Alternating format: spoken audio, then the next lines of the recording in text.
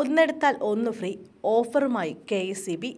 ഊർജ്ജ പദ്ധതികൾക്ക് കീഴിൽ വിതരണം ചെയ്യപ്പെടേണ്ടിയിരുന്ന ബൾബുകൾ വിറ്റഴിക്കാനൊരുങ്ങി KSEB. ആയിരക്കണക്കിന് ബൾബുകളാണ് പദ്ധതി പ്രകാരം വിതരണം ചെയ്യപ്പെടാതെ KSEBയിൽ കെട്ടിക്കിടക്കുന്നത്.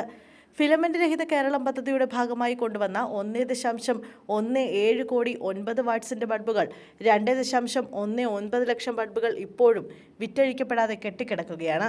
ഇതിന് പിന്നാലെ ഡൊമസ്റ്റിക് എഫിഷ്യന്റ് ലൈറ്റിംഗ് പ്രോഗ്രാമിന് കീഴിൽ വിതരണത്തിനായി വാങ്ങിയ 81,000 LED ബൾബുകളും വിവിധ KSEB ഓഫീസുകളിലായി കെട്ടിക്കിടക്കുന്നുണ്ട്.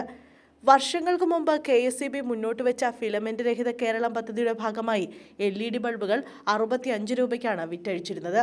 എന്നാൽ പൊതുവിപണിയിൽ LED ബൾബുകളുടെ വില കുത്തനെ കുറഞ്ഞത് KSEBക്ക് വെല്ലുവിളിയായിരുന്നു. ഇതോടെയാണ് ബൾബ് വിറ്റഴിക്കാൻ ഓഫറുമായി KSEB രംഗത്തെത്തിയത്. 2 ബൾബുകൾ എടുത്താൽ 1 ബൾബ് സൗജന്യമായി ലഭിക്കുമെന്നാണ് KSEBയുടെ ഓഫർ.